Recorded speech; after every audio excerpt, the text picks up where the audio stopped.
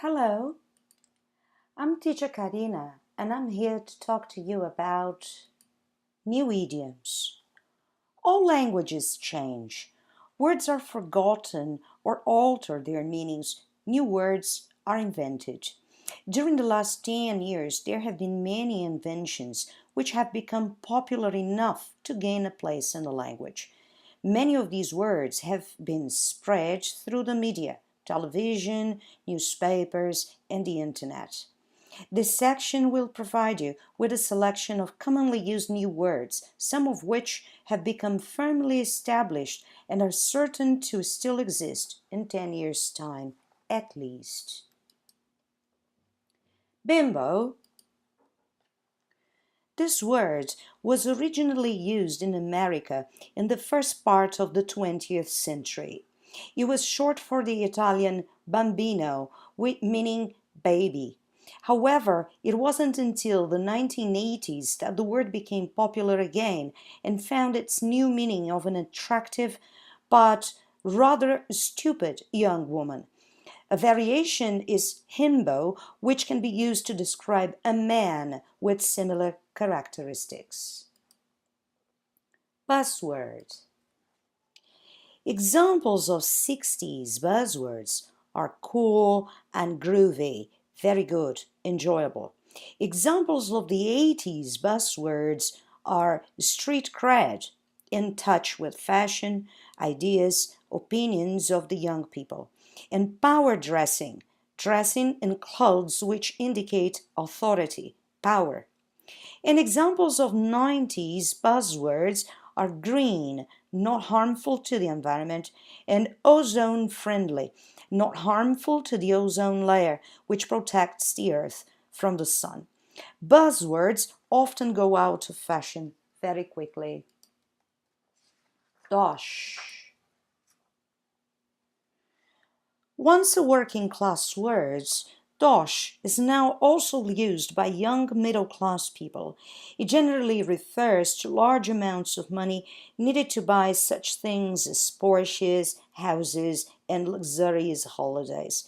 Yuppies and high flyers often use it when talking about income. For example, my new job pays £70,000 a year. That's a lot of dosh. Flagship. A flagship is the most important ship in a fleet. The expression can now be used to describe the most important or prestigious item of a series or group. For example, a radio program, department store, or publication can be a flagship. Flavor of the month. This expression is thought to come from American ice cream parlors, which promote a different flavor every month. Another variation is flavor of the week, which refers to something which is popular or famous for an even shorter time. Freebie. This expression was originally associated only with journalists. As part of a promotion for a record, book, film, or play, journalists are entertained with parties and given free samples and promotional material. Although there is no charge for these things, the promoters will expect the journalists to repay them by providing free publicity in newspapers and magazines. It can now be used more widely to refer to other situations in which something is given free with the hope of a response from the receiver. For example, if you buy a magazine and find a freebie inside, a sachet of shampoo, perhaps, the manufacturer who has provided it hopes you will buy his product. High flyer. This expression always refers to people who have exceptional ability in a particular field and therefore rise very quickly through an organization. See, a yuppie is someone who describes a person who is a potential high flyer. Hype. This expression originated in America and is thought to be a short form of hyperbole, which means deliberate exaggeration. It can also be used as a noun. For example, it's amazing the way some people believe the hype about Hollywood films. Nightmare scenario. This expression was first used during the Gulf War in 1991. The Americans and their allies were using military force against Iraq, which had occupied its neighbor Kuwait. According to the Americans, the nightmare scenario was the possibility of Iraq retreating very quickly from Kuwait without being defeated. This would mean that the Iraqi army would still be powerful and able to attack again in the future. Sell-by dates.